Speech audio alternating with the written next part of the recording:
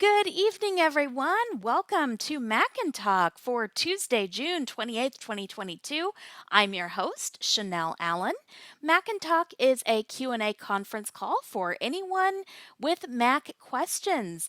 Maybe you have a Mac and you need some help learning VoiceOver, you just need some getting started tips, or maybe you've had a Mac for a while and have a question about an app or a feature. Or you could be trying to decide if the Mac is the right device for you in the first place. I think all of you here have been here before, but if not, welcome to either now or later on via the podcast recording. Since this meeting is being recorded, we do ask that everyone stay muted at all times unless asking a question or making a comment. We don't use the raised hand feature, so I'll go over all the commands you need to unmute in just a little bit. But first, let's talk about iBUG. The best way to keep up with everything we do and what's coming up is through our website and social media. Our website is ibugtoday.org. There you may register for free to be a member, and by registering, you will get emails with all of our upcoming events. You can also just learn more about us, donate, listen to recordings of all of our previous training sessions, including Mac and Talk. We have a special link for Mac and Talk. And under that Mac and Talk link, you can join our email discussion list and access recordings for our previous calls.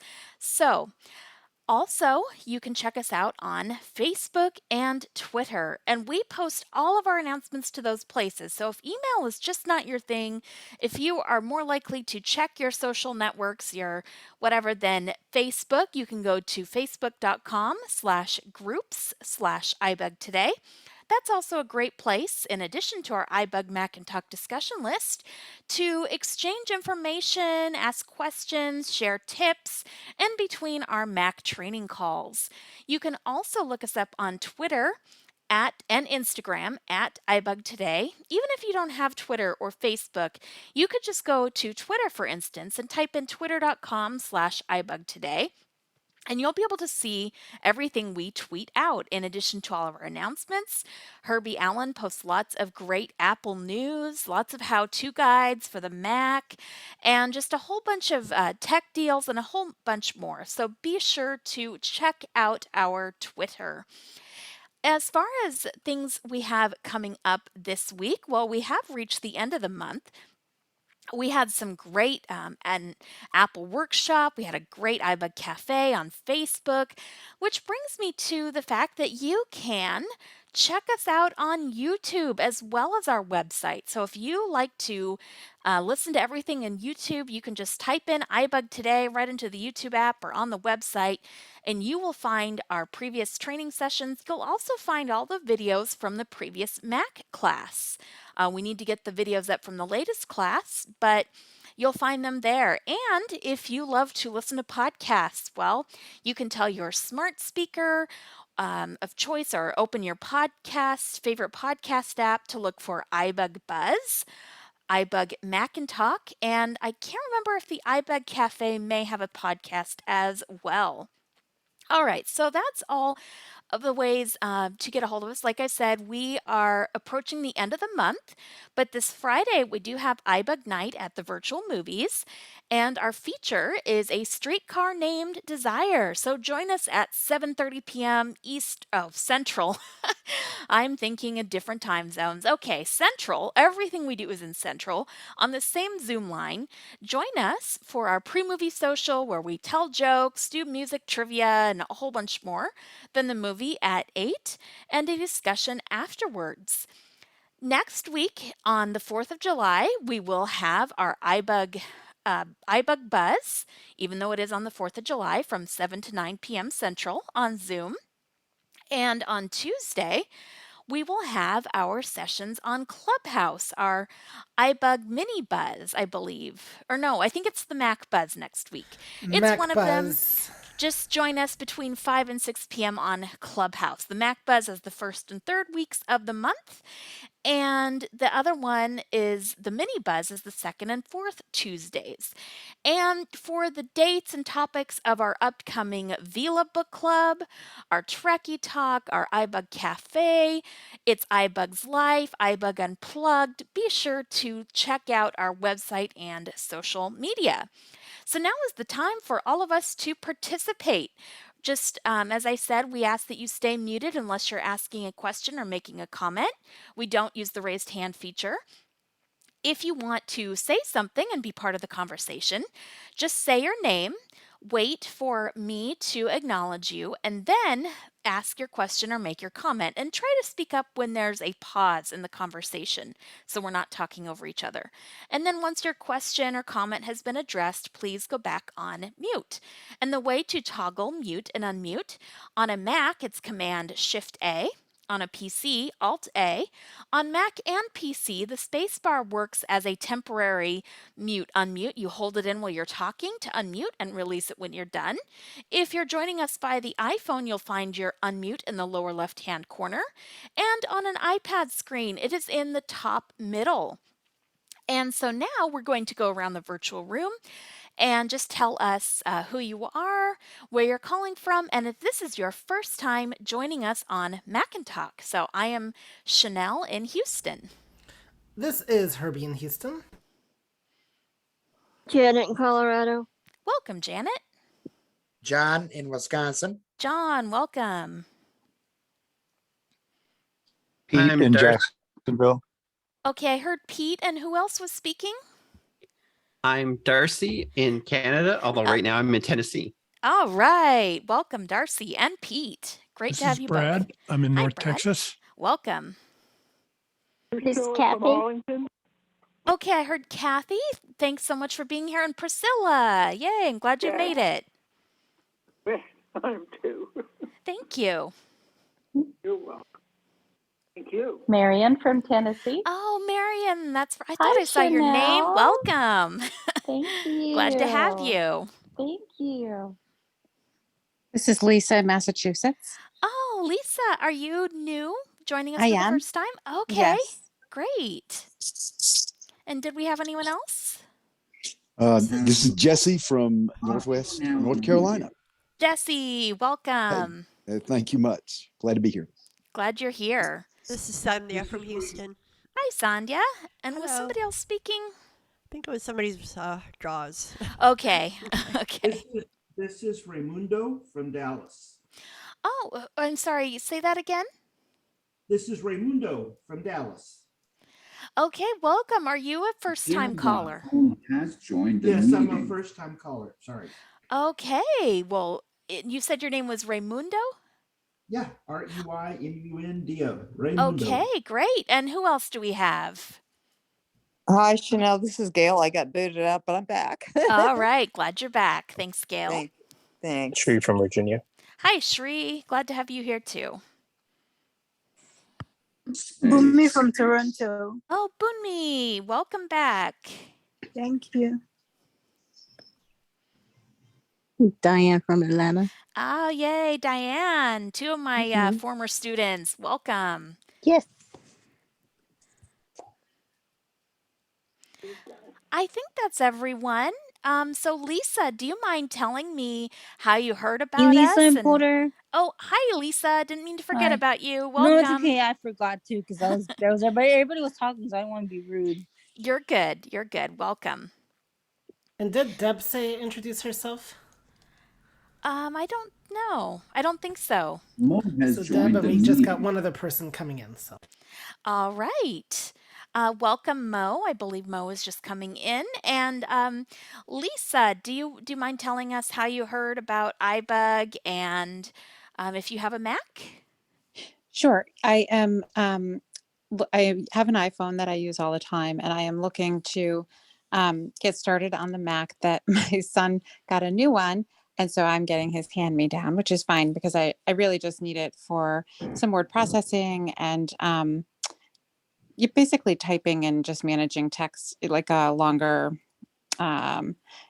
blogging and just wanting to type more readily than with my thumbs on the iPad or on the iPhone. So someone at Massachusetts Commission for the Blind had gotten this email forwarded to them and thought I would be interested in listening in. Great, thank you. Well, if you have a question, when we get to the questions here in just a couple minutes, you're welcome to be one of the first people to ask, and we're here to help you, whatever you need, and just let us know. So thank you so much for being here. Thank you. And Raimundo, how about you? How did you hear about us?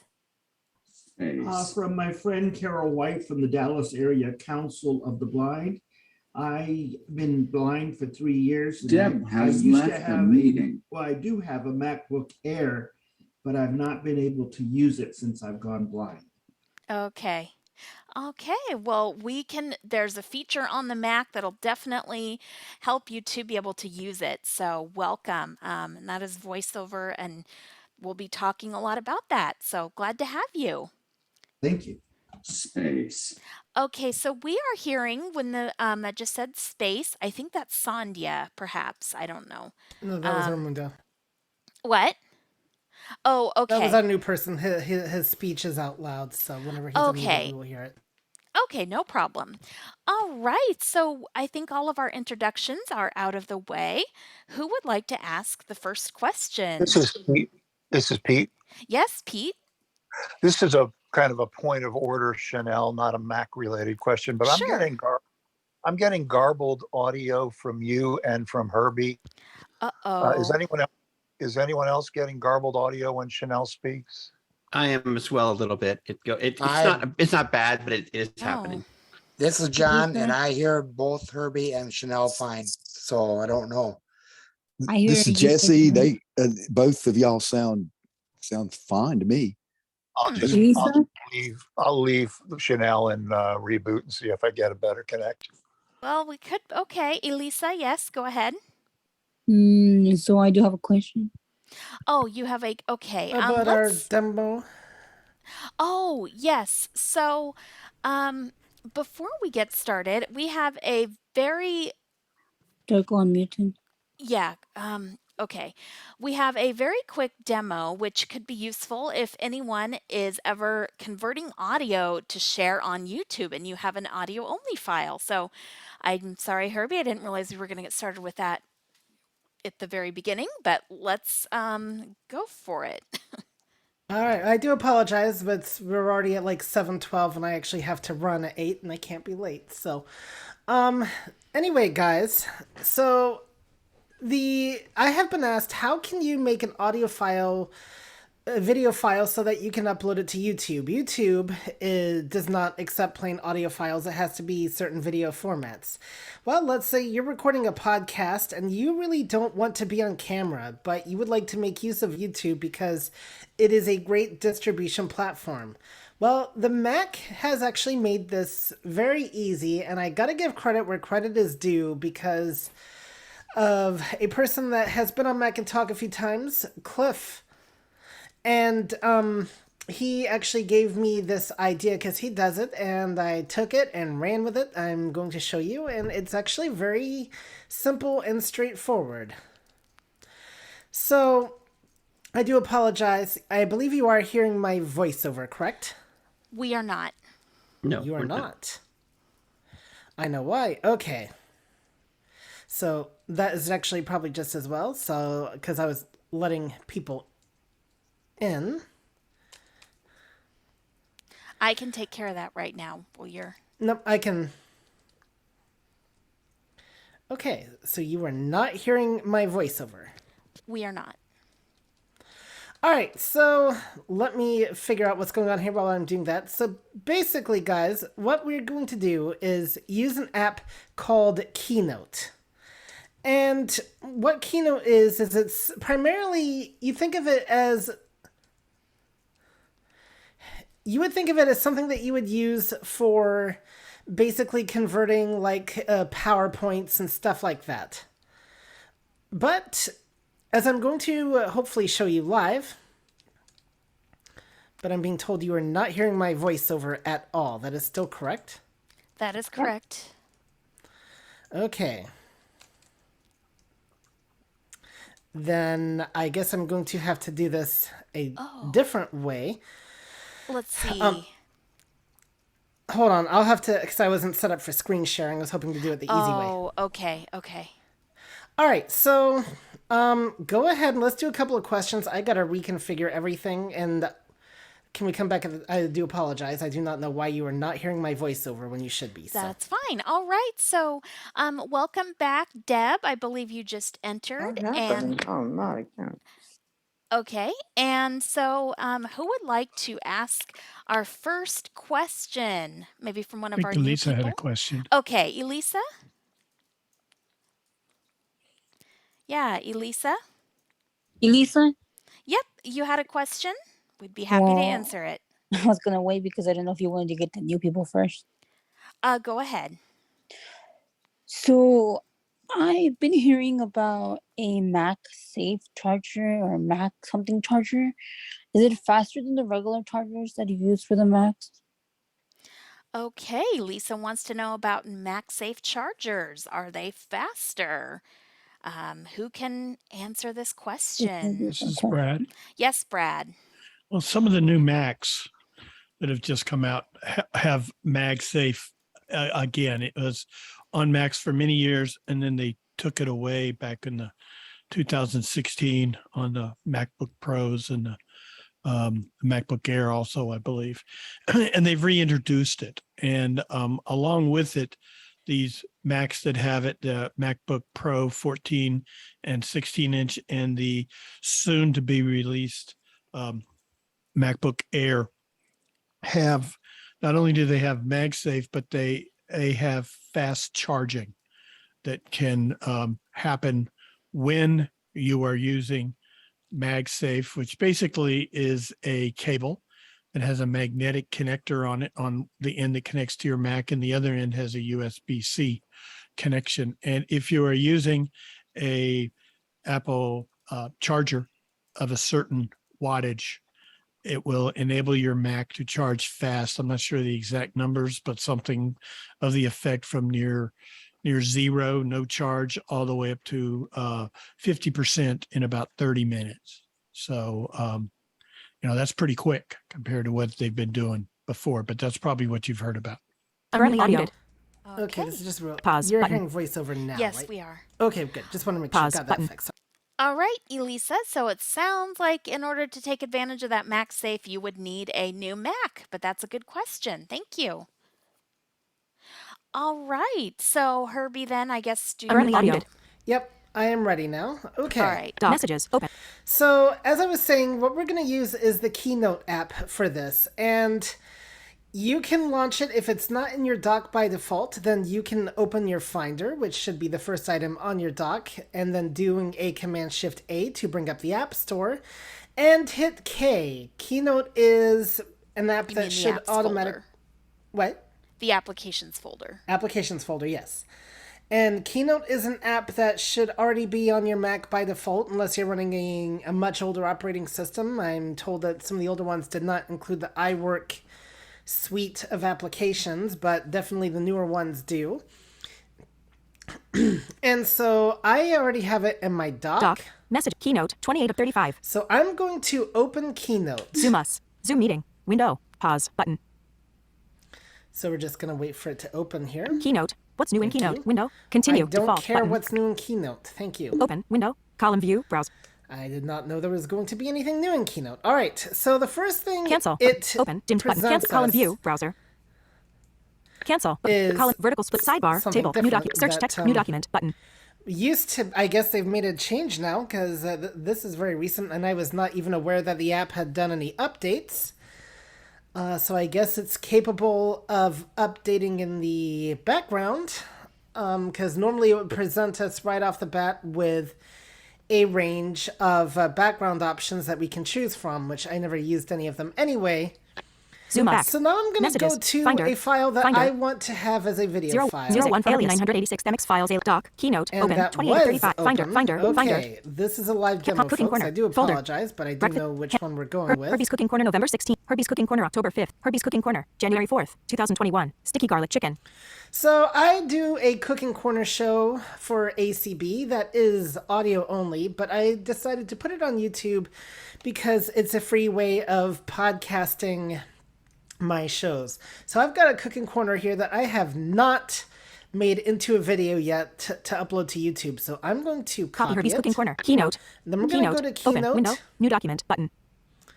And sidebar. New document. Button. Okay, fine. I guess we have View. to do Window. a new document. Collection. Oh, here we go. Okay. So now I get my collection. In collection. I'm going to interact with the Basic. collection. Section. Recents. Section. So we got recents, Basic. Section. Dynamic. Section. Minimal. Dynamic. I really, for recent. me, my target audience is a blind audience, so I'm not even worried about the backgrounds, what the differences are, or anything like that. So I just leave it at its defaults. Collection. And so instead of, if you're not going to change it, then you can do what I'm going to do and hit enter. If you do want to change it, then you can interact with the subsections and adjust it from there. Untitled window. Slide. Later. I hit enter, and now it's saying slide 1. That's nice. I'm now going to paste the file here. So what I did is in my Finder window, I went to the file that I wanted. I did a Command C for copy. Then I did Command tabbed over to Keynote. And again, I did Command N for new. And then hit enter right off the bat because I'm not going to fuss with the backgrounds. And now I'm going to do a Command V to paste. Paste. Herbie's Cooking Corner. January 4th. Now, here's what we're going to do, because we're not going to do a save as. No, what we need actually is our menu bar. And so we can achieve this with VOM. Menu bar. Apple. Keynote. File. And we're going to right arrow over to File and menu. down arrow. Export to. Submenu. And we're going to hit E for Export to. It's going to provide me with a submenu. Export to. Submenu. PDF ellipsis. And now you're presented with a wide range of choices. So PDF, nope, not that. PowerPoint ellipsis. PowerPoint, nope. Movie ellipsis. Movie ellipsis. Movie, here's the one we want. So I'm going to hit enter on that. Movie in dialogue. Export your presentation. Export your presentation. PDF. Radio button. Export your presentation. PDF. PowerPoint. Radio button. Okay, PDF. so radio button. 1 of 7. What it did is now it remembers the movie option. Next. Default button. And now I'm going to hit enter on next, or I could VON to it. It's a default button. In dialogue. Content selected. Save as. Edit text. So now I'm presented with a save as dialog. So this is important. So now if you want to call the movie file something different, so you can know what it is, then you have that option. I'm going to call it Selection replace. Sticky garlic chicken. Tags. Chicken. Sticky garlic chicken. Tags. Change the cooking corner. And now I'm Where? via Pop-up right button. arrowing over to where it's going to save to. It actually saw that I was pasting. Actually, well, I think so. I think it saw that I was pasting from the cooking corner folder because that's where it's pointed to, which is where I want it to save. Export button. And now I'm going to hit export. Herbie's Cooking in dialogue. Cancel button. And now I just have to wait for Cancel. it to do its thing. 2%. Progress in creating movie. Creating movie, so I'm just VO left arrow. Application icon. Image. So Applicate. it's saying 6%. Progress create indicator. movie, and I've got a progress indicator. I don't know if you can hear the clicks or not. If I want to get away from the clicks, Cancel. I can VO right to the cancel button or Command tab away. Once I'm done, then I can simply close out the presentation. It's going to ask me if I want to save my work. I will tell it no because it will have already saved the movie. And then I can go on to YouTube with Safari or my iPhone and upload the movie file. And that is a whole nother presentation. But that is, in short, how you make an audio file into a movie file. I will delete the movie file once it's uploaded because it's just going to take up room on my thing and the computer. And now it's on YouTube and I still have the original audio file. So with that, do we have any questions? Yep. Pete. Okay, Pete. Sandhya and then Pete, actually. Oh, okay. Okay, and there's no, I mean, about a 2 hour, how long does it take? Pretty quick conversion So process? this is going to depend on the length of the file and your Mac processor. So for instance, I have an old-fashioned 2019 Intel processor machine. So 52%. this Progress was indicator. a Cancel. file that was about 45 minutes. 53%. It's at 53%. Cancel. Since you have an M1 computer, yours may take a lot less time. But also, again, so let's say if you're converting a 2-hour file, then that's going to create more time that way because of the length of the file. So there are several factors that are going to determine how long it takes. Oh, wow. Thank you so much. John with a Herbie. question? All right, Pete and then John. Yeah, Herbie, I just want to be sure I'm clear on your objective. You converted it to a movie format so you could then at a later time post it to your YouTube channel? Correct. Gotcha. That's all I had. Thank you. Yep. And what was the audio format file, and what is the movie extensions that you're working with, or does that really matter? I think the movie And then we'll go to extension John. is .mov, or again, I gave it a different name so I wouldn't have to remember all that. The file formats it works with, I've done 3 so far that I do know it works with: WAV, MP3, and FLAC. So I don't know if there's I'm sure it'll work with M4A because that's a standard file format. Herbie's Cooking Corner. January 4th, 2021. Sticky garlic chicken. Audio. Okay, so it actually got Text done box. converting. Layout. So now I'm going to close this out with Command Q. Keynote. In dialogue. Save. Untitled. I Content don't selected. want to Save. save. Save. Button. Cancel. Delete. So I'm going to VO end and then VO left to my delete button. Finder. Cooking Corner. Window. Herbie's. So now in my cooking corner, what is the In the file kitchen called? with sesame chicken, steak and mashed potato, sticky garlic chicken, FLAC audio, sticky garlic chicken, iPhone movie. There you go. It'll say iPhone movie. All right, and John. Okay, so when a sighted person sees your video, Herbie, and you did a nice job on the demo, what will they see? Whatever background you have selected. Again, if you want to go to YouTube and go to Herbie's Cooking Corner and tell me what you see in any of those videos, I'd be curious to know because, like I said, my audience is I'm targeting to a blind audience anyway, so I'm really not paying, focused on what is displayed visually because I know it's not going to be me on camera. Well, that's probably a good thing, though. It probably is, but you could probably do things like take a picture of yourself and insert it as a background, for instance, if you wanted. Depending on how you're targeting it. So all they're going to see is just your background, just wallpaper, and that'll be it, whatever you choose. Whatever the background is for the, that you have selected for the keynote presentation. Okay. So now that iPhone movie, is that a MOV or is that a MP4? I believe that is an MOV. Okay. All right. I suppose he could have maybe chosen if he'd gone. I don't know. No. But yeah. Oh, you. I have not seen a way to do an MP4. All right, but it Brad? doesn't matter.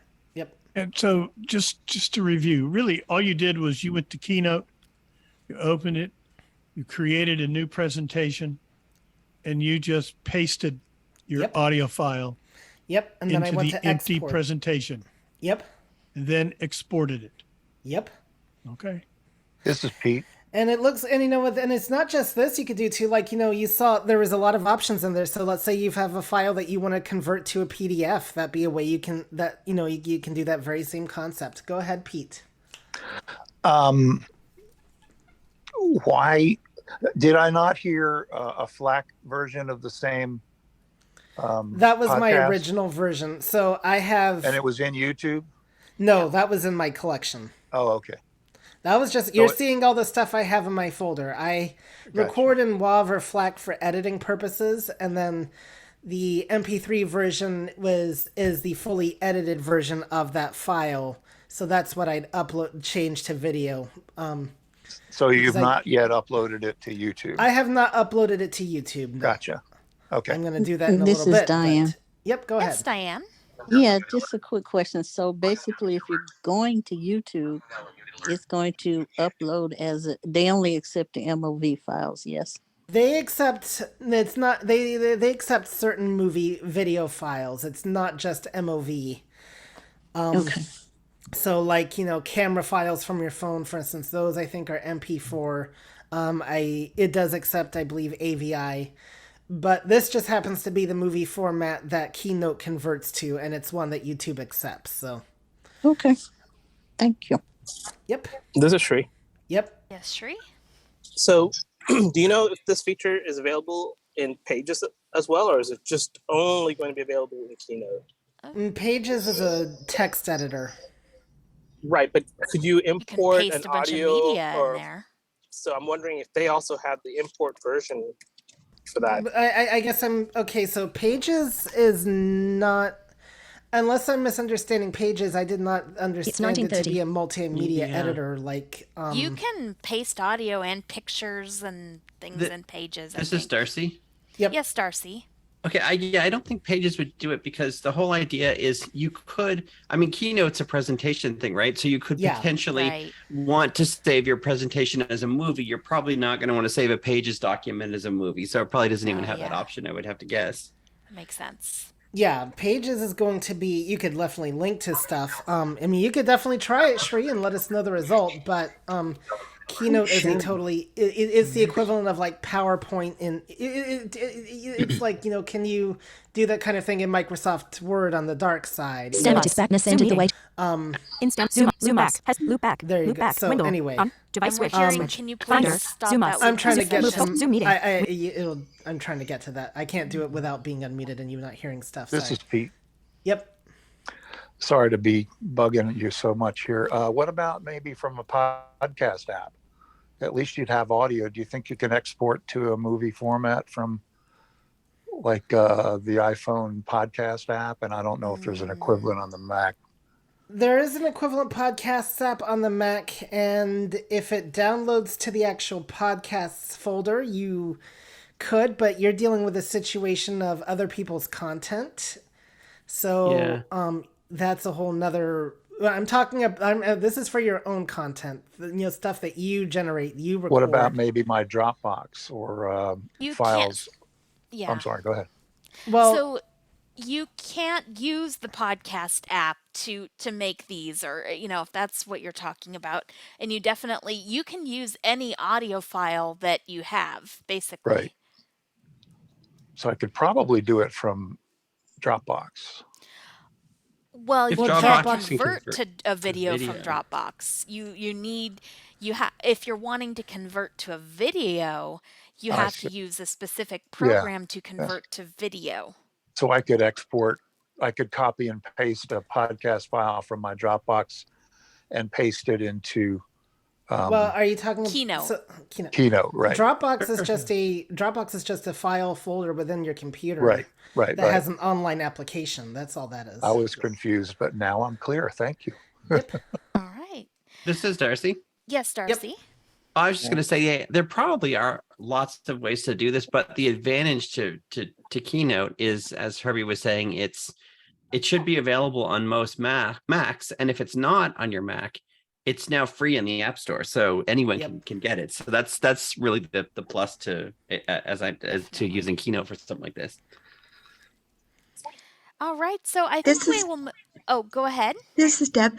What did you use to record your audio with? I'm very new to Mac, so I don't know. I used Amadeus Pro.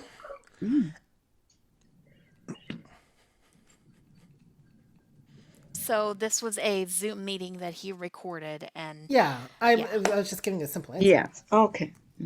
I was trying to be quick. Yeah, I know. Okay, and you're all right. So I'd like to This is now Shri. move. Yes, Shri.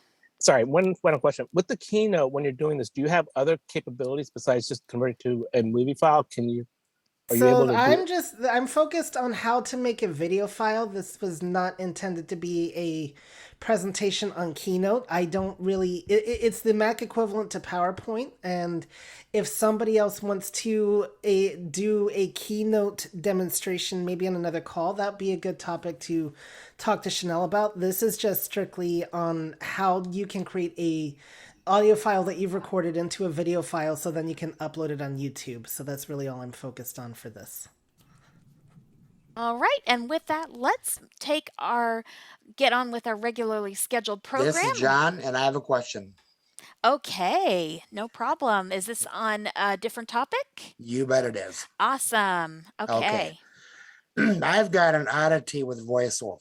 Ah, What I'm trying to do is edit a file, and I was on with accessibility today, and it's a configuration file, but that's unimportant. What happens is, I don't know how I can explain. I don't want to get too technical, but there's a semicolon in front of the first word, the first letter of the line. If I use the arrow key going left and right, even I'm going left, it'll say semicolon, semicolon, semicolon 3 times, even though there's only one semicolon there.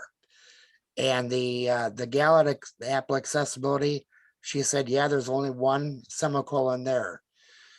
So before all this, I reset my voiceover preferences, under file, blah, blah, blah, and reset that, chose a different voice, which I didn't think was going to make a difference, but you gotta do what they want, which is okay.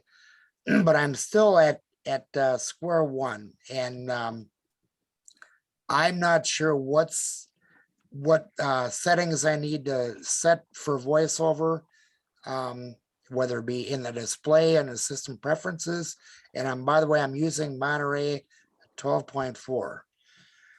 So any of you voiceover heads got any ideas? I'm at your mercy. Go ahead, Brad. Yeah, go ahead. okay. Yeah, Brad, go ahead. What, obviously, is this just a text file?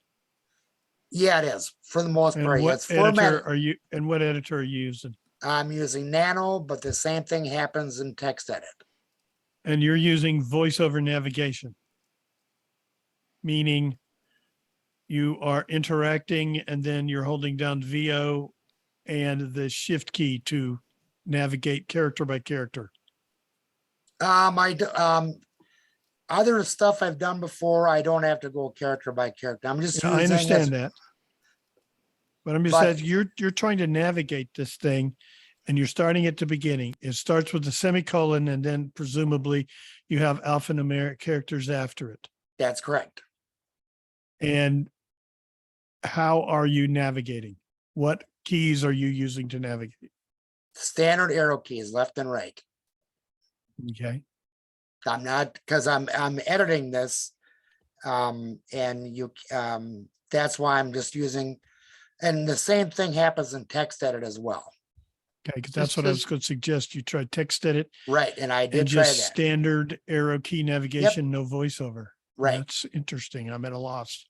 This is Darcy. Okay, Darcy, go ahead. Sorry. Okay. Without getting into too much details about the file itself, did the file come from a Windows computer? No.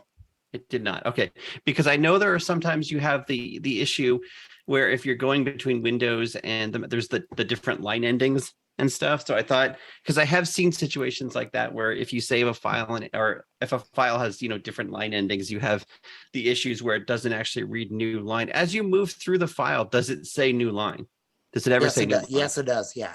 It does. Now, But Darcy, now Darcy, this is a good point here. It comes from Linux. I'm using a Raspberry Pi. Okay. But I had somebody who's also has Monterey 12.4. He's got a Raspberry Pi, and the same. He does not get that same anomaly. So I think this question is getting a little bit. Yeah, I don't know. You're right. Yeah, I This is think. Pete. Okay, Pete, let's let this be the last comment and then we're going to move to a different question. My question was, are you just intending to delete the semicolon? Well, sometimes I want to delete the semicolon or I want to add one, depending on what line I want to comment out, whatever. Have you tried either just typing an additional semicolon or hitting your shift right arrow and then deleting it? Well, the thing is, the gal at Apple Accessibility, she saw the cursor move away from the semicolon, and it still says semicolon. So So voiceover is going to say the character, that is immediately to the right, or as the cursor passes. So I if you understand press, that. okay. Yeah, all right. but if I go 2 to the left, it'll still say semicolon. Okay. That's All right, weird now. Darcy. Yeah, go ahead. This will be our last I comment. know. I was just going to say very quickly. I was going to say a couple of things very quickly. Things you could try just to add a curiosity. You could try sending the file to someone else, see if they have the issue. You could also try, and I like to do this sometime. Log in as your guest account and try and look at the file that way. Then you can see if there's some sort of voiceover issue, because then you're looking at a default version of voiceover, and just see if it's doing it that way. Because that's like, those are some things you can try to isolate. Right. Isolate. Okay. In answer to your question, Darcy, I send the same file to someone who has the same setup as I do, Monterey 12.4, and he can edit it with no problem with either Nano or text edit with no problem. Okay, so that suggests to me that there's something weird with your voiceover settings, and that's why I was saying, try logging in as a guest user, and that's actually a good. I would suggest a lot of people, if you don't have the guest account enabled, do that, because then you can always look at things with a clean slate. Then you can see what things look like before you change anything. Good idea. So that's a good diagnostic tool. Yeah, I agree. Okay, thanks, guys. All right, so no matter what the issue is, everyone, we can take a takeaway is to log in to a guest account if we want a clean slate with voiceover and we don't want to reset our preferences. Okay, so that's an awesome, yeah. So who has our next question? I have a question, actually. Oh. Okay, so Darcy and then Gail. So Darcy's question, and then Gail can ask one after when we're done with Darcy's question. I have a really quick numbers question. As some of you know, I've been kind of teaching myself numbers, never using it before. And the other day, what I wanted to do is I wanted to be able to move columns. And I wondered if there's a way you can move a column. And I looked it up online, and you can do it with the mouse. And the only way I found to do it with VoiceOver is you can, select the column, cut it, and then the column's still there. You have to delete it and then paste it somewhere else. But it seems like there should be a better way. And I don't know how many numbers users we have here. And I was just curious if there's a way to move columns. So can anyone answer Darcy's question? Is there a more convenient way to move a column? Is there a keyboard shortcut, or what have you found that works for moving columns? This is Brad. Yeah, Brad, go ahead. So were you successfully able to, I guess, what you're trying to move the column? Yeah, I kind of want to rearrange columns. Yeah, cut it and then paste it. Yeah, it worked. The problem is it was kind of tricky, because you have to, like, if you cut a column, what you basically are doing is you're cutting out the data, but the empty column's still there. So you still have to delete the column. Then you have to add a new column and then paste its contents, which, I mean, you could totally do that. That's no problem. But it seems like there must be an easier, and maybe there's not. Maybe with VoiceOver, there's not a way, because visually you can drag the column, right? And you can move it over. But I didn't know if there was. So that's what I was wondering. It's just like, yeah, I can definitely do it, but I just wondered if there was an easier way. Because like I said, I'm super new with numbers and I'm still figuring things out. This is Shri. Okay, Brad, then Shri. Well, what I was trying to ask is, so if you select the entire column and then do Command X and then go to where you want to put the column, and I'm not sure the mechanics of pasting. Yeah, you can. You can. But you're saying you have to make the original column is still there, but it's empty. Its data is gone. Right. You have at that point you have a blank column, and you have to be careful, because if I discovered this, if you paste, like if you move to a new column and you paste, you may paste onto the existing column. So what you want to make sure you create a new blank column, paste the contents into it, and delete the old column. And it's, like I said, it's not a huge problem. And I can do what I need to do. It just seems like, hopefully there's an easier way, like with fewer steps. Okay, Shri may have an answer. So Darcy, are you trying to create an entire new column or just one column? or one I'm row? I'm basically trying to rearrange because I found for the thing I was doing, I found that I would have preferred the columns in a different order than when I had them. So I wanted to rearrange the columns. Sure. So let's say you're in column 3. Okay. Row 3. Okay. So do you want to take that cell, move it somewhere, and you want a new column there?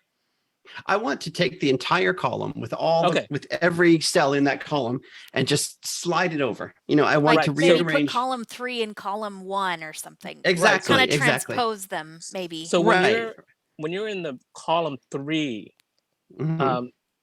have you tried doing a VO Shift M and go to the menu to see if there's an option to create a new column row? There are ways to create new columns. There's ways to delete columns, but there are not options to move a column. Like that's, and I think visually, like I said, if you put the arrows, if you put your mouse up at the top, you can drag a column and it'll drag the whole column. But I just didn't know if there was a way to accomplish that with VoiceOver. So you basically want to take. This is Diane. Okay, Sandhya and then Diane. So Okay. Sandhya. Now I preface this with I can't remember if this was in in Zoom or numbers or Excel, but I did see something where it said shift to the right or shift, so I don't know if that would help, but I'm going to go and check it out right now and try to give you a better answer. Okay, if you can find where that is, because that's exactly what I need. I just couldn't find it if it's there. I'm going to try and check. Thank you. That's a great. Thanks, Sandhya. That's awesome. Yeah, I've seen that before somewhere too. Shift cells right or shift cells down. I thought I did too, honestly, and it's like one of those things where you're Diane. Trying to do everything. Yeah, Diane. Sorry, didn't mean to forget. Have you tried the context menu? I have. And it's not in there. It is not. Actions. Oh, jeez. No. There's like I said, there's delete column, there's an add column before, add column after, which is what I can do if I want to, like I said, cut the content from the existing column.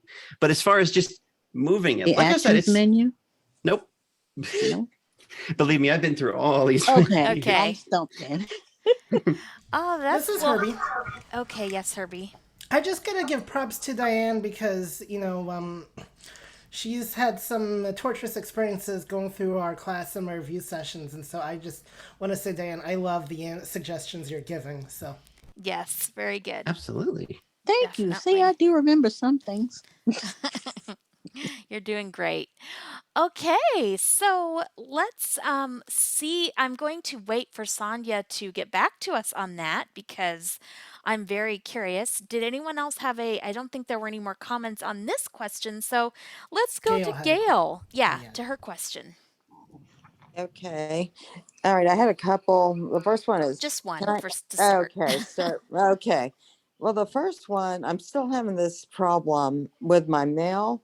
I like to do the mail on the Mac, and I'll be going down, the messages table, deleting, and then I'll be all of a sudden I'll be opening the message and everything's fine, and then all of a sudden it drops down to way down, like several months.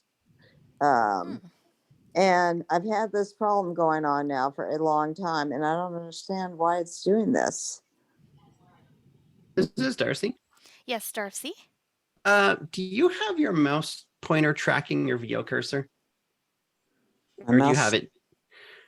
There's a setting in VoiceOver navigation, if you go into VoiceOver utility, where what happens to the mouse pointer? You can either have it ignore the VoiceOver cursor or follow the VoiceOver cursor. And it's always been my experience that if you have it follow the VoiceOver cursor, sometimes weird things happen. And that's sort of what it sounded like when you were describing it. So I don't know. I did what Chanelle told us to do. And let's see. What should I do? Go into your VoiceOver utility, with the VO F8, go to navigation, I believe it is, and then look for VoiceOver cursor. Now you guys may have different experiences, but I've often found that it gives me trouble when I have VoiceOver, when I have the mouse pointer following the VO cursor. but and I sometimes just the fact that like when she was describing how it jumped like that, I've seen weird things like that happen with the mouse pointer. So that's what made me think of it. It's true. To make sure that's unchecked. Yeah, well, it's a choice. There's a pop-up button, and I think there's 3 choices. There's like ignores voiceover cursor, follows, and I can't remember what the other one is, but there's like where moves, I think. Moves voiceover cursor. That's right. So like if the mouse pointer moves them, but you definitely don't want that because that'll make really crazy stuff happen. But I would. That's just my opinion. But I would leave it on ignore and just manually bring the mouse if you need to. Yeah. Okay, I will definitely check that and make sure it's on ignore. Okay, is there anything else that you can think of that could be going on? Does anyone else have an answer for Gail? This is Brad. Yeah, Brad. Just to review, you're going through your mail, you open a mail message, and when you close it, it jumps to a completely different part of the list? No, not always. Okay. I close it. I mean, I know how to close it, but say I'll be going down the list and all of a sudden, it, just with the down arrow and then all of a sudden, like it'll just drop down and I don't know why that happens. Yeah. Are you using voiceover navigation or just regular standard Yes. arrow key navigation? Oh, I have voiceover on and, but are you using VO down arrow or VO left right to navigate to the messages? And then my other question was, are you using what is it, column view or the whatever they call it when you're not using column view? oh boy, I can't remember if I'm using Because that's in the view Use menu column now. layout. Yeah. Column layout. Thank you. And then when I do use the VO and I always do the command 1 for the inbox, and then I get I get to the messages table. I use the VO, yes, to get to the inbox. I mean to the messages table, right? And VOJ, and I'm in the messages tables, and then I use the arrows just going down the messages table. Okay. I was going to suggest you experiment, try it with column layout turned on and without column layout. You'll find that you go to the menu bar, go to the view menu and arrow down. If it's enabled, it's got a check next to it. If it's not enabled, there is no check next to it. You just arrow down and then either do VO space bar or press enter on it when you get to it. And just see if that changes anything. I'm not sure. But I agree with Darcy. I turned that mouse pointer follows voiceover cursor. I turn that off and sometimes I'll take my trackpad, swipe to the left to make sure my mouse arrow is way away from wherever I'm doing anything. All right. Well, hopefully some of those things help, Gail. That's a good question. And Sonia, have you been able to come back on to us with that move columns or whatever you found? This is Sandhya. Yes, Sandhya. Yeah, I'm looking in both the Excel and the Word and numbers because I use both of them, and so it causes confusion. And now I'm wondering if it was in Excel on Windows. So now I'm very confused. So yeah, I'm sorry. I will have to follow up. I'm still looking. Okay, unfortunately, I don't have Excel nor Windows, so I can't. Okay. That's okay. The last question could I ask a question for Darcy? Sure. Did you already see like there's all these like sub menus for columns and all the things that you can do? I'm assuming you already explored all that, right? I did, yeah. Okay. All right. I assumed you did. Okay. Thank you. Yeah. Thanks. I like this team effort here. We're trying to help each other out on the spot. And if Sonia finds anything, I know she'll get back to Darcy and that'll be great. So who would like to ask our next question? This is Pete. Yes, Pete. Stupid question. I played with the Mac. I learned the Mac 6 years ago, whatever OS that was. And I've just recently updated to, what are we in, Monterey still? Yes. Yep. Are there different views, broad view? And I'm trying to stay away from the column layout that Brad was describing. Are there different views? Back then there was a classic view and another couple of views that you could format your email into. Are there varieties from which to choose now in Monterey, or is that gone I away? think it's more or less the same as All what right, you. Well, so sorry. Go ahead. I think so just remember to announce This is who Brad. you are. We're doing that in this call. Okay, so Brad, And go where would ahead. they be, by the way? Go ahead, This is Brad. Sorry. Beginning with Catalina, they rearranged or revamped, I guess would be the best word for the mail app. And what you're talking about was classic view no longer exists. You used to have to go into mail preferences, select Mhm. the view tab, and it was one of the first items. It was a checkbox in there. Okay. What used to be called classic view is what is now called column layout, and you get to it not in preferences, but by going to the menu bar and under the view menu, as I previously described, You did. and Good. going down through the view menu, and you'll find it in there. And like I said, if it's got a checkbox next to it, then it is enabled That's what I'm column. currently using it. Yeah. Okay. Thanks. Yeah. Thanks very much. All right, and Darcy, I think wanted to say something.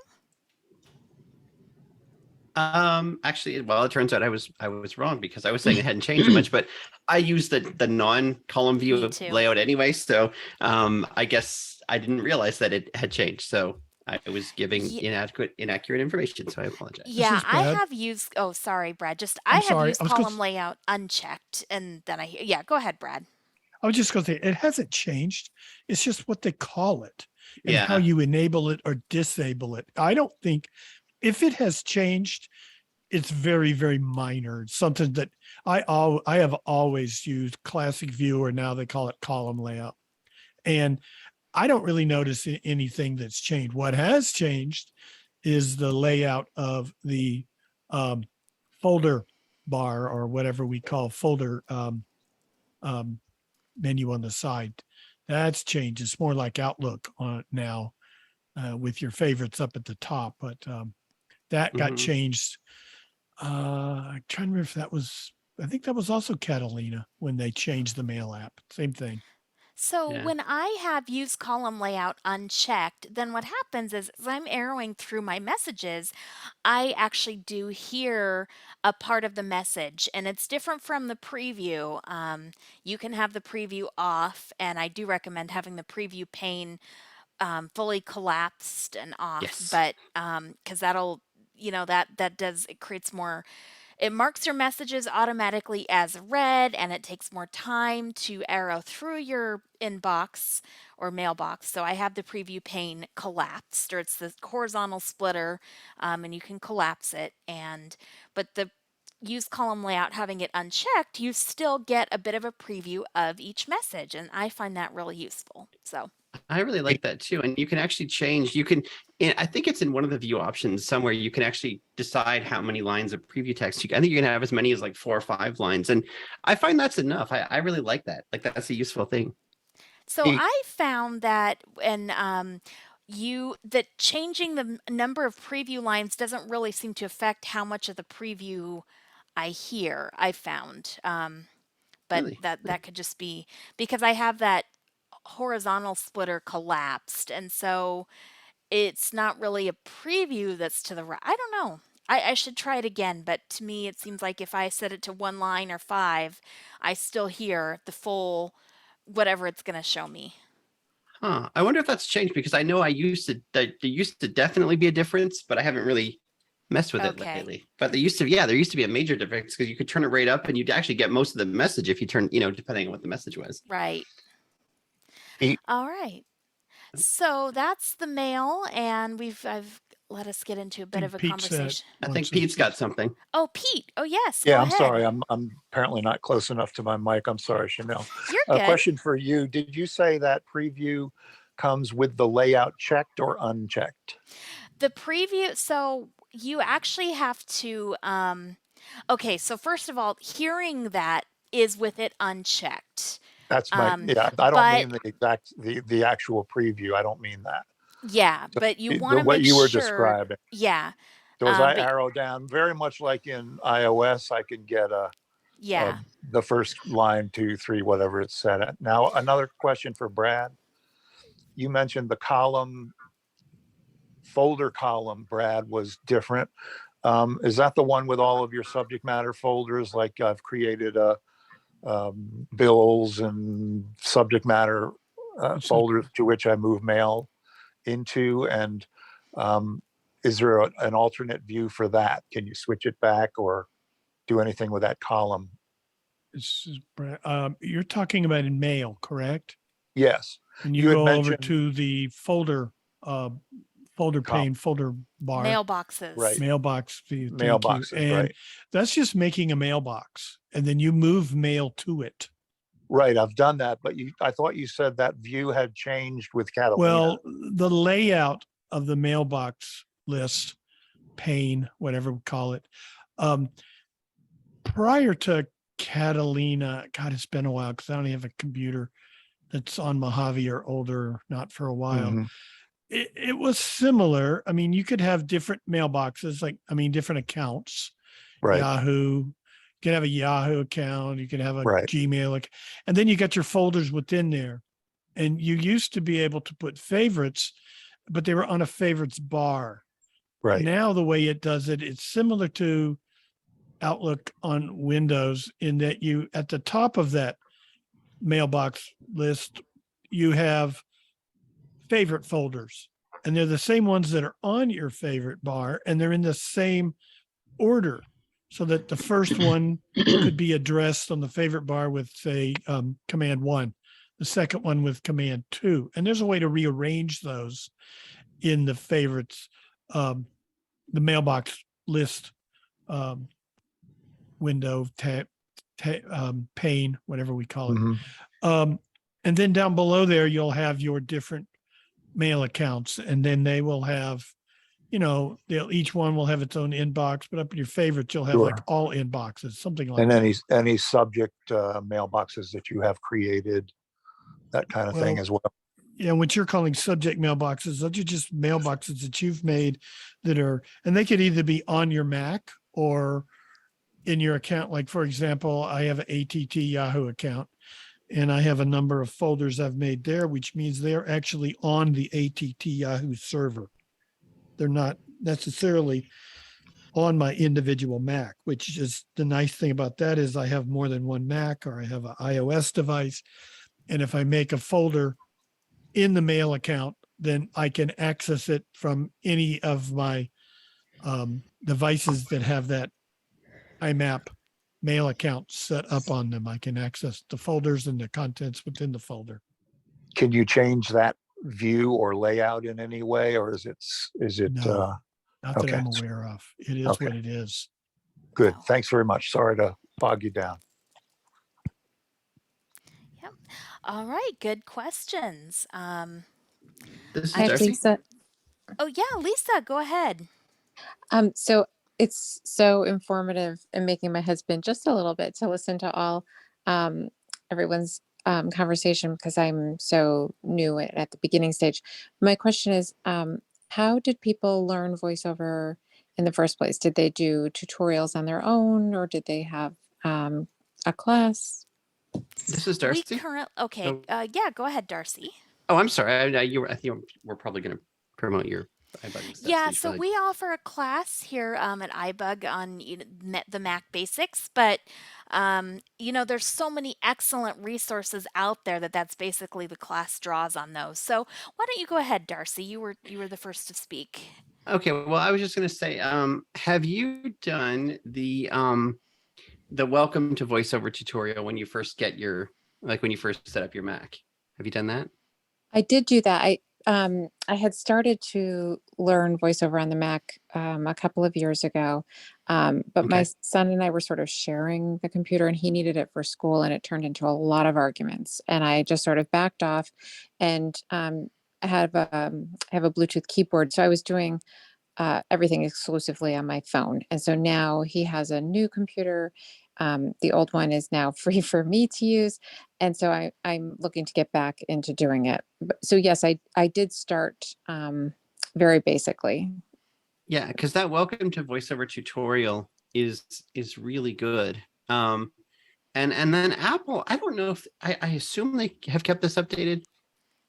Apple used to have a really good tutorial, and they probably still do, over on their accessibility Apple accessibility site on how to use VoiceOver, and they would go through the sort of the basics of VoiceOver, but also kind of the basics of apps you would use all the time, like Oh, their user Finder and guide. Text Edit and stuff like. Yeah, the user guide. Yep, Yeah, and that is kept.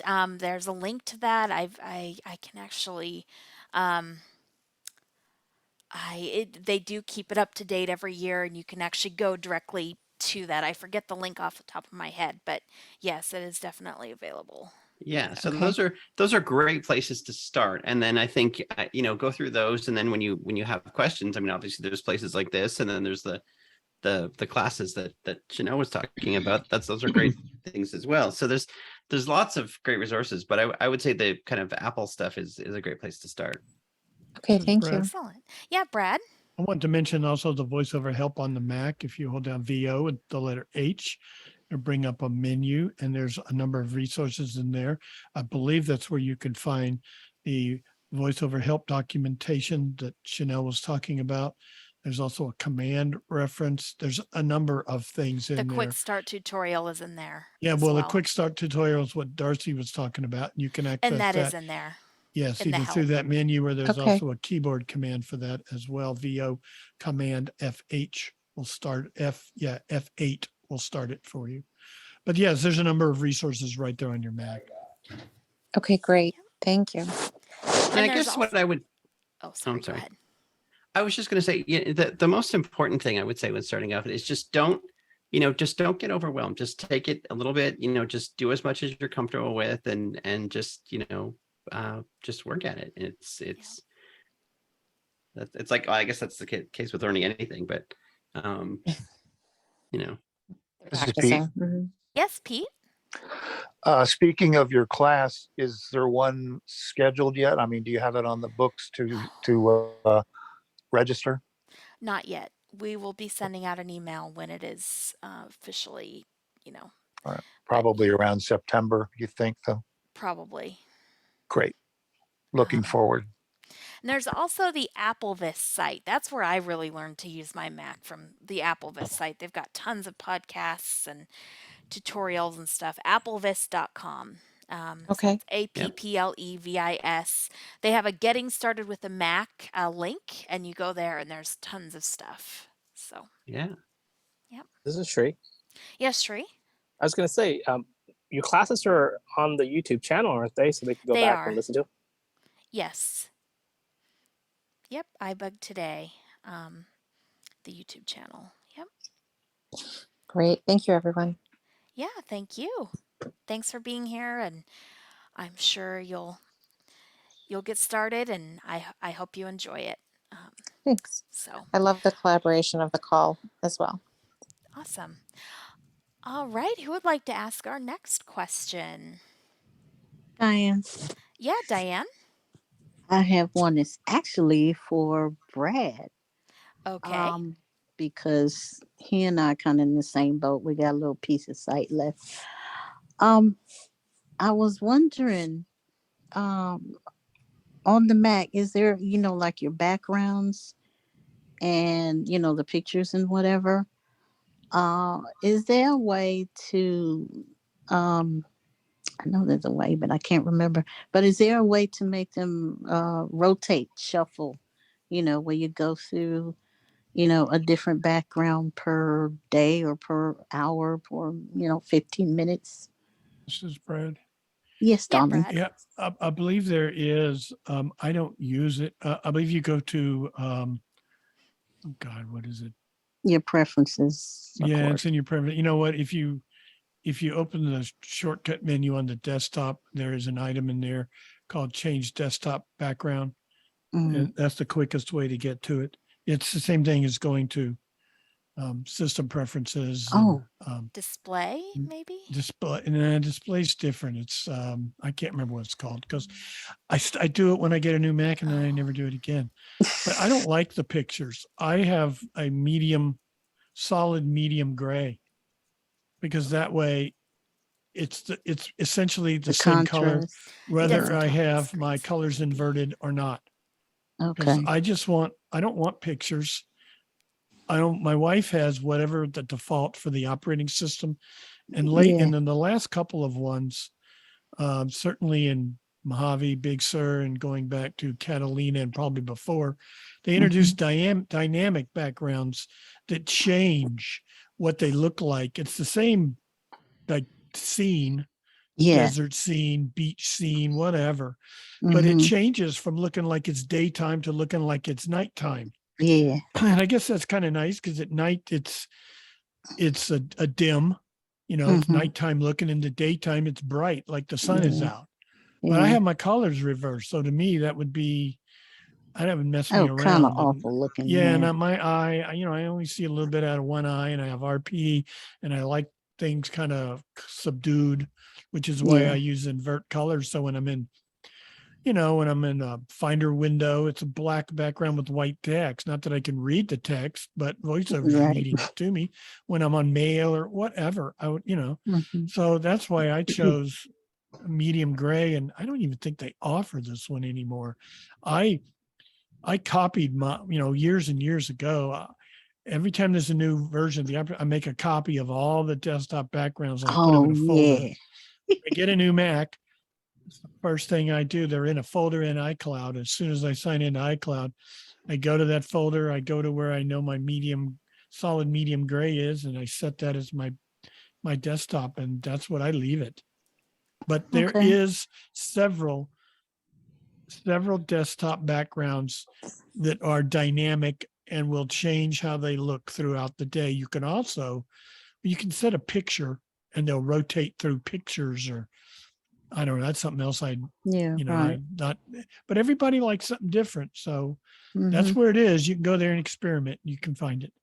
And you said this Diane. You said there's a shortcut way to do it. Just go to Finder Mm-hmm. and don't have anything selected, or even if you just drag your mouse to someplace in the middle of the screen and just control and then single press, you'll open the shortcut menu for the desktop and you'll find it in there. Change desktop background, I believe is what it says. Okay. Thank you. All right. So who would like to ask our next This is question? Gail. All right, Gail, go ahead. Okay, I'm having problems with Zoom on the Mac, and so I need when where do you go again? Can you please tell me? Like I tried to go on a meeting and it was talking, the people coming in and all that. So, can you tell me on the Mac, on Zoom, where do I go to turn all that stuff off? All right. So it sounds like you want to turn alerts off. Well, when I was trying to go on a Zoom call on a meeting, and I, try to come in, they heard my Mac talking, and as soon as I, you know, came in, they heard my Mac talking and announcing, everything. And also it announced everyone coming into the call. And they also heard my Mac talking. So how do I turn all that stuff off? Where do I go in Zoom to do that? I think it would be easiest if you wore headphones. That would be the easiest. But there's a couple different. I mean, does anyone else want to answer Gail's question? Oh, okay.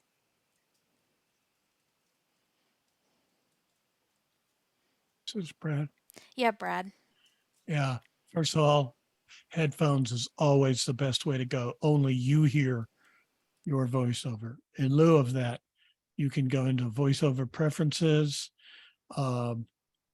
which you can get to with not VoiceOver, Zoom Preferences. With Zoom open, do Command comma. That'll open Preferences. Choose, I believe, Accessibility from the categories list. And then when you navigate over to the main preferences area, there is a table. You can interact with that table. And this is, I think, what Chanelle was alluding to. You can go through this table and you can find every different kind of announcement that Zoom makes during a meeting. And you can elect to turn them off if you don't want to hear them. Problem is, it's kind of laborious to do that. And if you want it back on, you have to go, repeat the process kind of in reverse. But I would just recommend you use headphones. Nobody but you can hear your Zoom. And Okay. you can also then turn your voiceover volume down relative to the system volume, which means you can make voiceover quieter than the Zoom meeting. That is what I do. By using VO Command Shift and then right or left arrow to volume, then down arrow and reduce your voiceover volume relative to the system volume. I turn mine down to about 35%, and it's just kind of quiet there below the meeting, and it doesn't distract me as much, but I can still hear it if I need to hear it. But headphones are the way to go.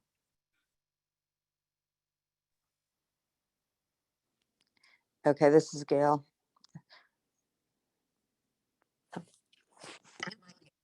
Okay.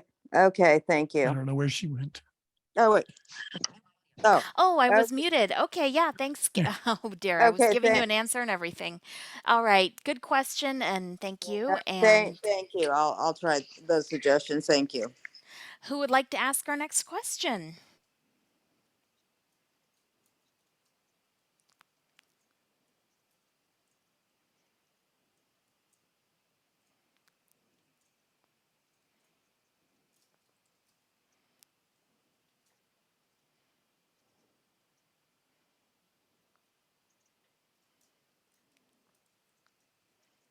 This is Sandhya.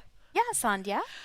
Okay, I don't want to monopolize, but You're good. You're I fine. found I'm trying to use dictation on my Mac, and I know, I didn't used to use it very much, but I wanted to use it to save some time, and I found where you program it and everything, but I don't know, it just seems like I'm having trouble invoking it, or I don't know what I'm doing wrong. So I don't know. It's a really vague question. Sorry. But I mean, I thought I programmed the command to start, dictation, but I can't remember what my problem was because I got so frustrated or I couldn't figure out how to stop it. I mean, there was some problem. Can somebody briefly explain how to do that? All right. Who would be able to help Sandhya with dictation?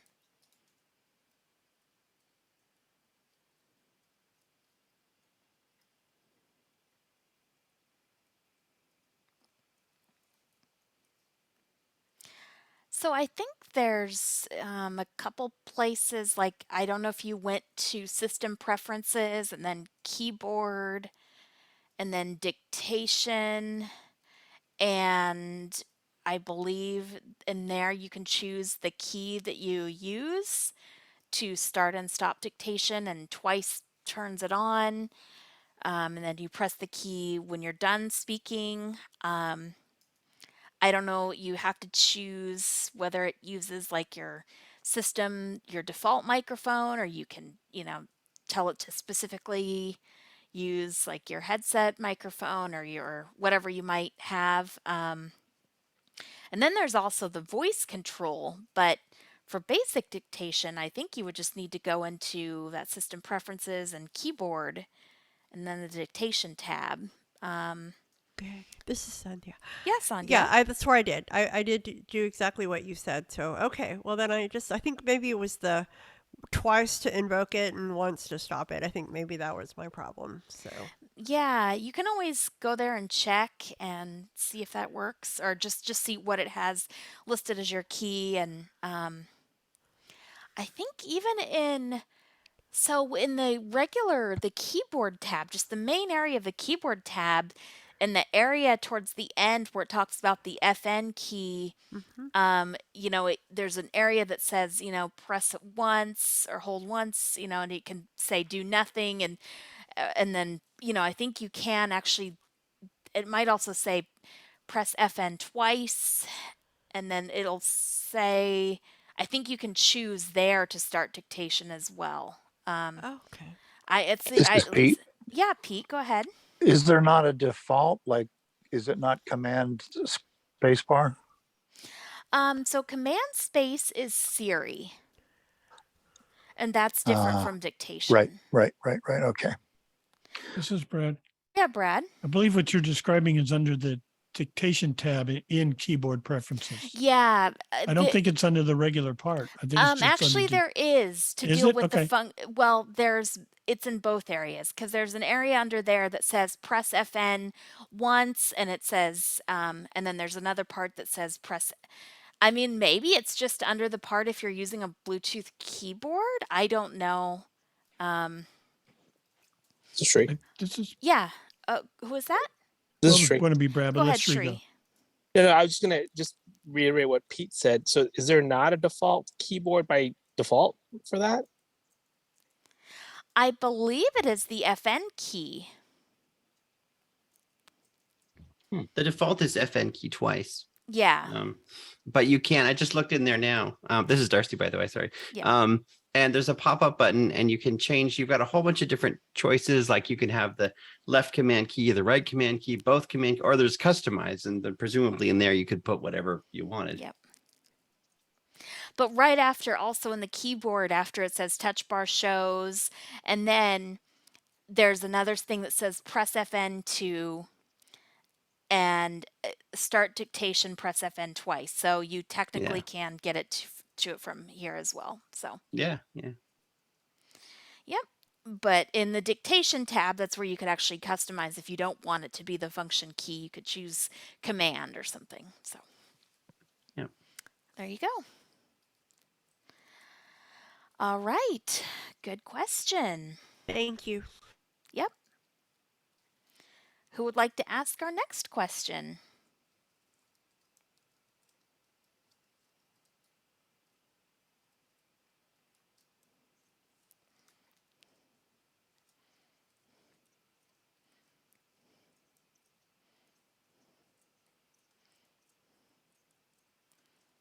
This is Brad. Yeah, Brad. I'm looking at keyboard preferences under the standard keyboard tab, and I'm not seeing anything that relates to that. All I see is press FN key to. Yep. I don't have a touch bar, so it's to determine the behavior of the F keys. Oh, okay. Well, right after, determine the behavior. It says press FN key to. Okay. And then to have the F keys be to perform hardware functions, or have the if you check the box, it has the F keys do standard F key. Right. And then you use the FN key to make the F keys do hardware functions. And of course, if you have a touch bar Mac, well, these choices are a little different. Yeah. Yeah.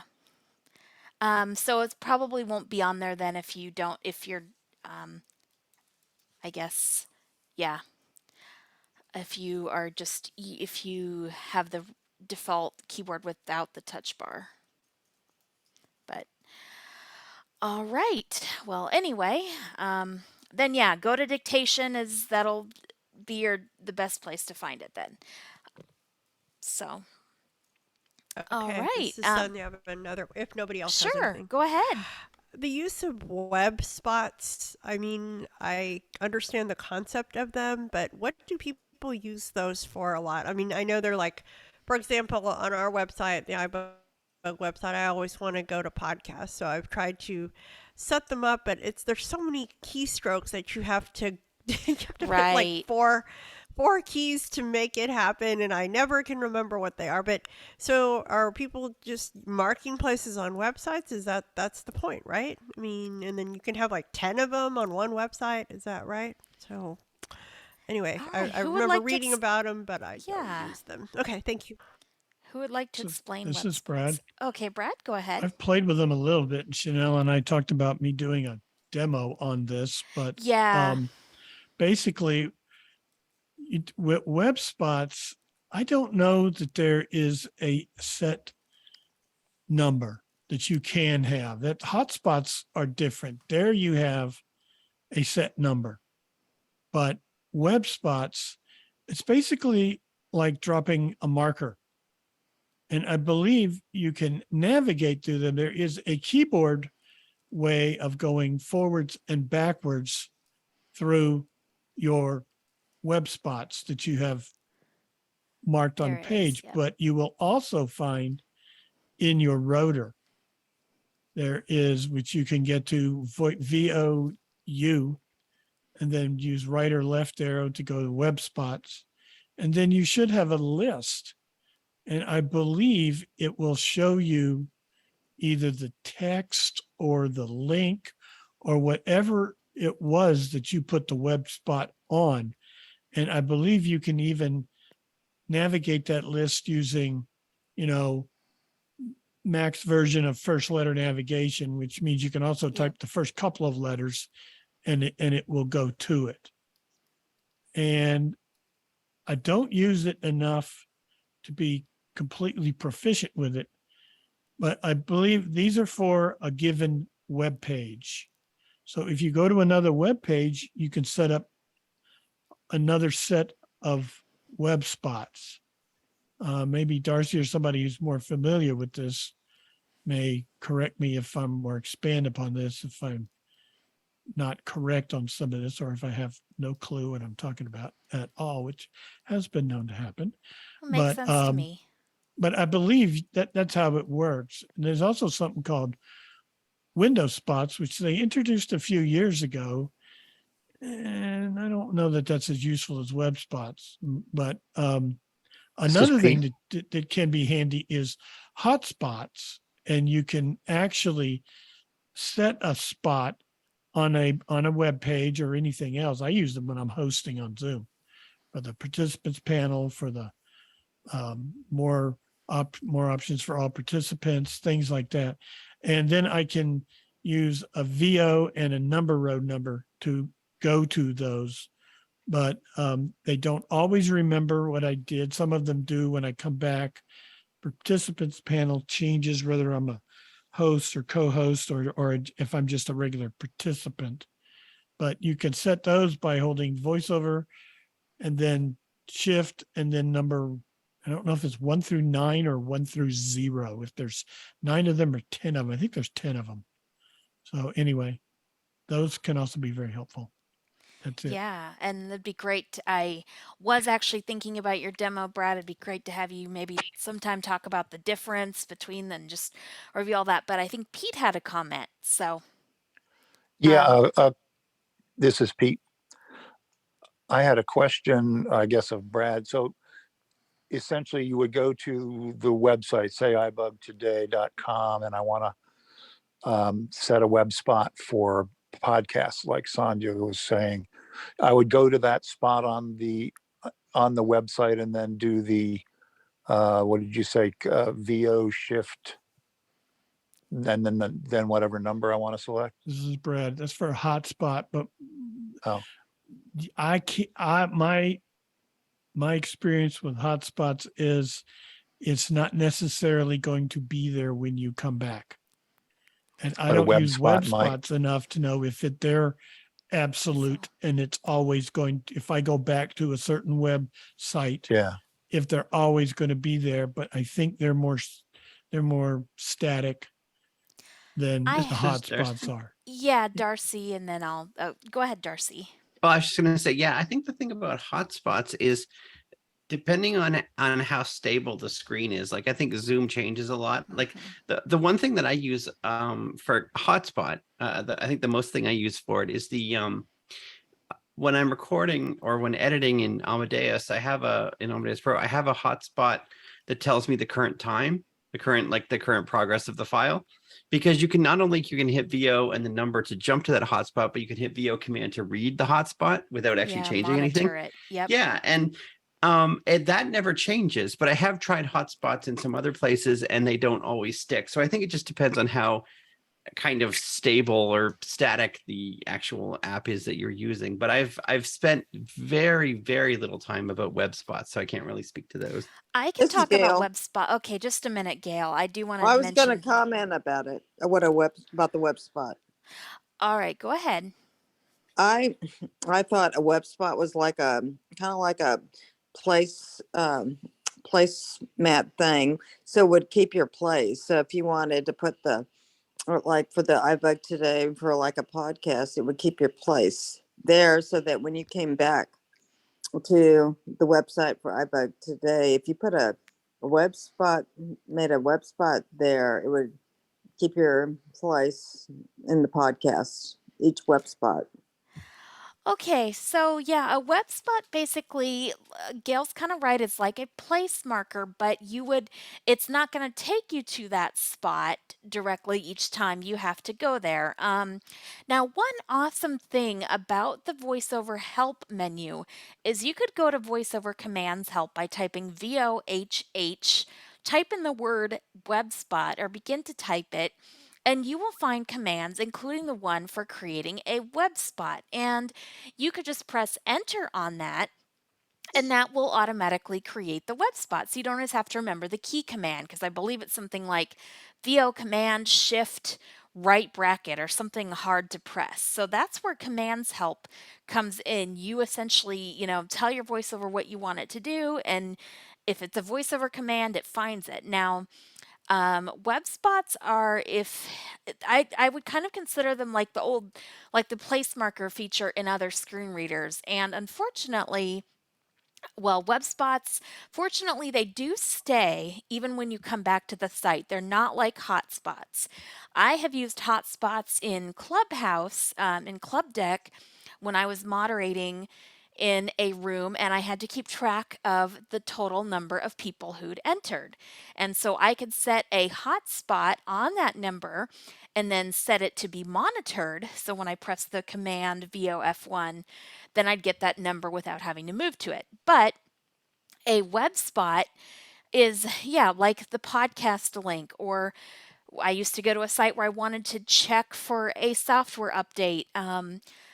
Whatever app didn't download automatically. And so I would go and find that number. The problem is when sites change and the content gets slightly moved, then your web spots kind of get off. Because I don't know how.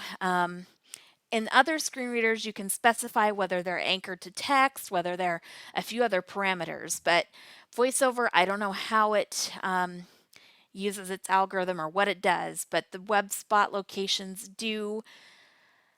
If they slightly change on the site, then where you have marked will change too. And it may not correspond with where the web spot moved to. Huh. This is Pete. This is Yes, Pete and then Shri. For Darcy and Amadeus Pro, you mentioned, so you can create a web spot at a certain time spot, for instance, 5 minutes and 20 seconds. And then you can use a command to go to that when you say toggle No. back to that to that file. That's a hotspot, and that is just the time in the toolbar. There's a thing that shows the elapsed time, like where you are in the file, and so it doesn't take me to a specific time. All it does is I have it read me what the current time is. So, because sometimes I just want to know and I have an idea of how long, like where I am in the file, how long it is. So that's a hotspot. That's not a web spot, though. Is that easier than a Command G? It has nothing to do with that. I understand. Command G is the go-to command, and it takes you right to the times. It is, but then I'm in a dialogue and I have to get out of it again. If I just want to hear, if I hit command VO command 1, I hear the elapsed time, and then he just wants to hear the elapsed time, not go to a time. Right. I see. And oh wow, we are a bit over, but I'll take Shri's question and then. Can you use this on the Zoom call, like to maybe get to the admit really quickly? No, I don't. Well, let me. Brad and Darcy. I wish you could, but I don't. Brad. Yeah. I've never tried using it on that one because. That changes. I mean, you could try it. There's two places for the admitted. It is in it at the. It used to be at the top of the participants panel. I'm not sure that it's there anymore because now there's a dialogue that pops up. Yeah. And I know if you put focus on that window or dialogue, whatever you want to call it, with command accent, I know that enter is admit all, but you may not want to admit all. So I don't know. I didn't see an admit all, so that'll be interesting. All right, these you are might great let in questions. the wrong person. You don't know. That's why that one's not good. It's true. So anyway, I have let this go a little bit over. Thanks everyone for coming. Our next Mac and Talk will be on July 26th. And be sure though to check out lots of the iBUG events. Until then, we'll have lots of fun. So thank you, and we'll see you later. Bye.